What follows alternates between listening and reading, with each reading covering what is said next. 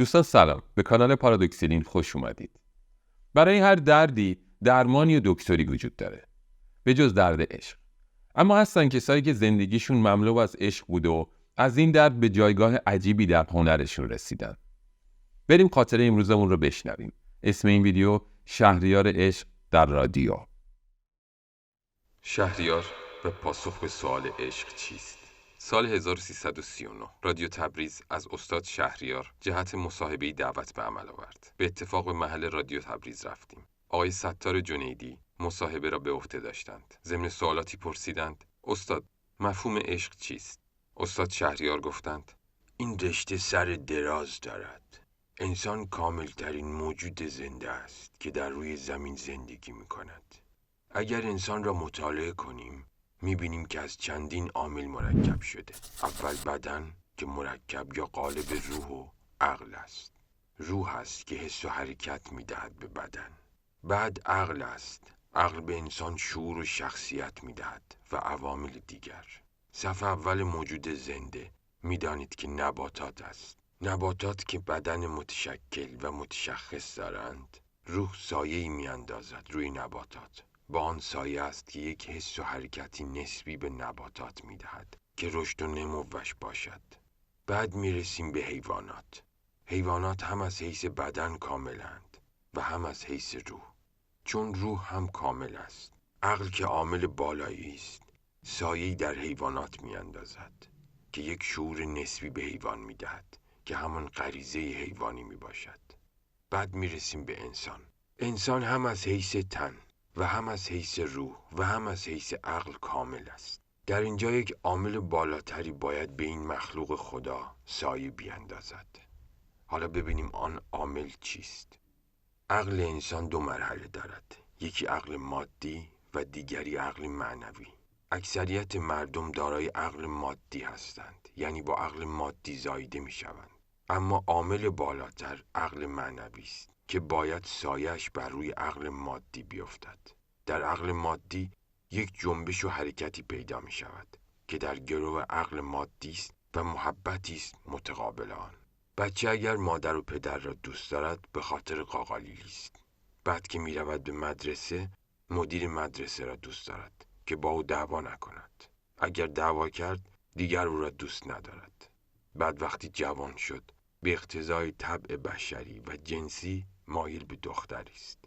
دختر را دوست دارد ولی به شرطی که دختر هم او را دوست داشته باشد و تسلیم شود. باید با او زناشویی بکند، تشکیل خانواده بدهد. اگر بالاجبار این دختر نتوانست زن آن بشود، آن محبت دیگر تمام شد. اگر هم فرزند دختر بیوفایی کرد، حتی دشمنش هم می شود. بد و بیراه می گوید. آن در وقتی است که عقل انسان مادی است و فقط سایه‌ای از عقل معنوی بر روی آن افتاده. اما انسان‌هایی هم هستند که از اول با عقل معنوی زاییده می‌شوند. وقتی عقل معنوی شد از بچگی پیداست. سایه‌ای هم از نور عامل بالایی به آن می‌تابد که آن همان عشق است که باید رشد بکند تا به حد کمال برسد. یک چنین بچه‌ای پدر و مادرش را به حد افراط دوست دارد. البته قاقالیلی هم جایش محفوظ، اما محبتش چیز دیگری است. بچه که بودم به خاطر میآورم که با مادرم به حمام میرفتیم. 6 ساله که شدم دیگر حمام زنانه قدغن بود. وقتی میآمدم خانه میدیدم مادرم به حمام رفته، میدویدم میرفتم در به حمام. بعضن میشد 2 ساعت مینشستم. از بازی و همه چیز صرف نظر میکردم تا مادرم میآمد. وقتی مادرم را میدیدم زانوهایش را بغل میکردم. از بغضی که داشتم به سکسکه میافتادم. مادرم هم که لنگه خودم بود منقلب میشد. هر دو با چشمان گریان می آمدیم خانه. مثل اینکه 20 سال از همدیگر را ندیدیم. بعد وقتی رفتم به مدرسه با مدیر و معلم هم همین شیوه را داشتم. سالی 1 مرتبه پدرم مدیر مدرسه را دعوت میکرد. آن شب در پوست خودم نمی گنجیدم. مثل اینکه جبرئیل میخواست امشب نازل بشه. وقتی مدیر مدرسه در را میزد صدا در جان و روح من منعکس میشد. به طوری منقلب میشدم که اصلا استقبال نمیتوانستم از او بکنم. میرفتم قایم میشدم تا مدیر بیاید برود توی اتاق با پدرم بنشیند. من بیایم از لای در و پنجره نگاه بکنم، کمی حالم جا بیاید بروم سلام کنم، مثل چوب خشک بایستم تا اجازه نشستن بدهد. من دو زانو بنشینم قالب بیروح، در صورتی که هیچ کس از شاگردان اطرافیان ما با معلم و مدیر اینگونه نبودند. بعد وقتی که بزرگ شدم با رفقایی که داشتم و هنرمند هم بودند همین حال را داشتم. غزل‌های مرا که می‌خوانید خیال می‌کنید من برای دختر 14 ساله ساختم، در صورتی که من آنها را برای رفیقانم ساختم، مثل همان عشقی که مولای روم برای شمس تبریزی داشته. ولی محبت من دوستی نبود، مال من عشق بود نسبت به آنها. اشخاصی که عقلشان عقل معنوی است پیداست که از اول عاشقند، منتها ظاهر این عشق فرق می‌کند.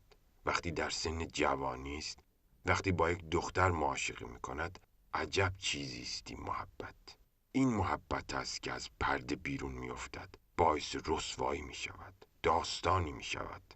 این دختر را که دوست دارد دیوانه است، ولو که تناسب هم بینشان نباشد، ولی دوست دارد. اگر دختر هم بی‌وفایی بکند، برود شوهر دیگری هم بکند، اگر از این بپرسند حالا که این دختر مال تو نیست میخواهی بمیرد یا شوهرش بمیرد، میگوید اصلا، ابدا، هاشا و کلاً راضی نیستم که سرش درد بکند. این را میگویند عشق. این به اقتضای عقل معنوی رشد میکند. این تابش عشق هم زیادتر میشود، میرسد به جایی که انسان از این جهان ماده نفوذ میکند. اول لطایف و ظرافتی را ملتفت می شود که دیگران ملتفت نمی شوند. مرحله هنر و هنرمند اینجاست که عمرش را صرف شعر می کند، صرف نقاشی می کند، صرف موسیقی می کند. می بینید که فلان رفیقش که رفته بازار تجارت می کند میلیونر است، ولی این لذتی را که از شعر و نقاشی و هنر می برد بیشتر از پول است. مجذوب این است.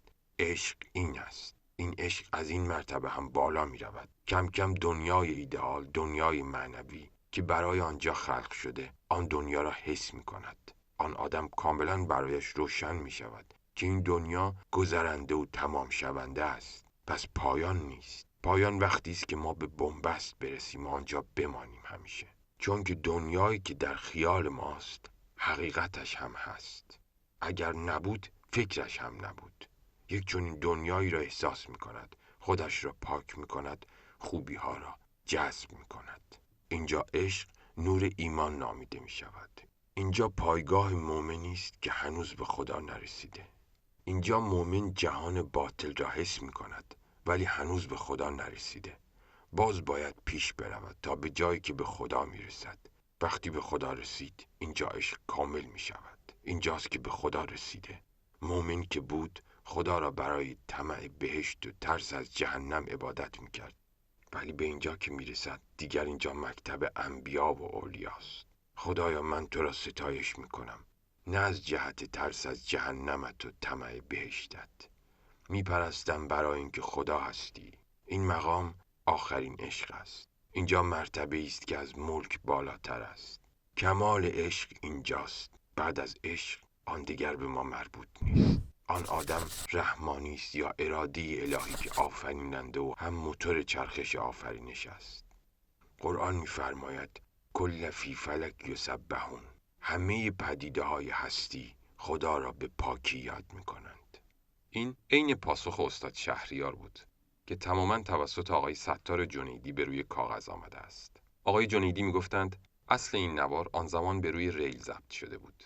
وقتی برای اولین بار این مصاحبه را از رادیو پخش کردیم، بنا به درخواست‌های مکرر شنوندگان، 12 روز بعد مجدداً آن را پخش کردیم که مورد اعتراض تهران قرار گرفت. در پاسخ به تهران 3 گونی نامه‌های مردم را به پیوست جواب نامه به تهران ارسال کردیم که سبب حیرت مسئولان وقت رادیو مرکز قرار گرفته بود. اما در ادامه این مطلب این نکته را هم متذکر بشم. جناب آقای لطف‌الله زاهدی در مقدمه دیوان استاد شهریار چنین می‌نویسند: بعد از عشق اولی، شهریار با همون دل سوخته و دم آتشین با تمام مظاهر طبیعت عشق ورزیده و میتوان گفت که در این مراحل مثل مولانا که شمس تبریزی، صلاح الدین و حسام الدین را مظهر حسن ازل قرار داده، با دوستان با ذوق و هنرمند خود نرد عشق می‌بازد. بیشتر همین دوستان هستند که مخاطب شعر و انگیزه احساسات او واقع می‌شوند. از دوستان شهریار می‌توان مرحوم شهیار، مرحوم استاد صبا، استاد نیما، فیروزکوهی، تفضلی، سایه و نگارنده و چند نفر دیگر را اسم برد. روایتی هست که وقتی فرهاد از عشق شیرین ناامید شد، همچنان به کندن کوه ادامه داد. عده‌ای شگفت زده پرسیدند که برای چه کوه کندن را ادامه می‌دهی؟ گفت شنیدم آن سوی کوه مردمی زندگی می‌کنند که آب ندارند. می‌خواهم کانالی بزنم و با آنها آب برسانم.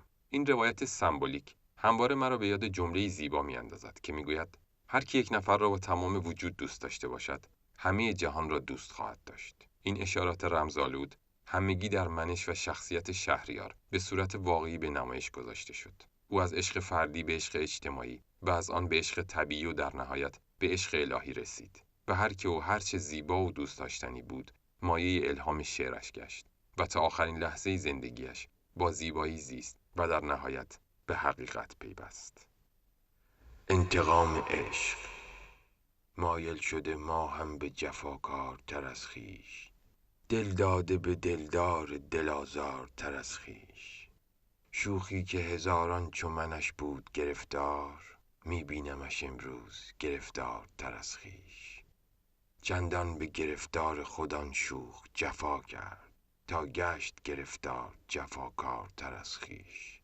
آن نرگس بیمار که خود داشت پرستار، رفته به پرستاری بیمار تر از خویش. بودم به سر راه دل افگار که او را، دیدم به سر راه دل افگار تر از خویش. گلهای جهان شد همه در دیده من خار، تا دیدمت ای گل به جهان خار تر از خویش. ای برده دل از آن بت عیار بنازم، دل برده ای از دلبر عیار تر از خویش. آزردن اولیک سزاوار نباشد، کان شوخ ندیده است سزاوار تر از خویش. بسپار مرا هم تو به او زان که ندیدم، در عاشقی ای ما وفادار تر از خویش. تا طبع مرا لعل لبش دید به دل گفت، این بود که دیدیم شکربار تر از خویش. دوستان در اینجا به آخر خاطره امروزمون میرسیم. با ویدیوها و خاطرات کانال پارادوکسیلین همراه باشید. تا یک ویدیو و یک خاطره دیگه شما رو به خدای بزرگ میسپاریم. وقتتون بخیر و با امید دیدار.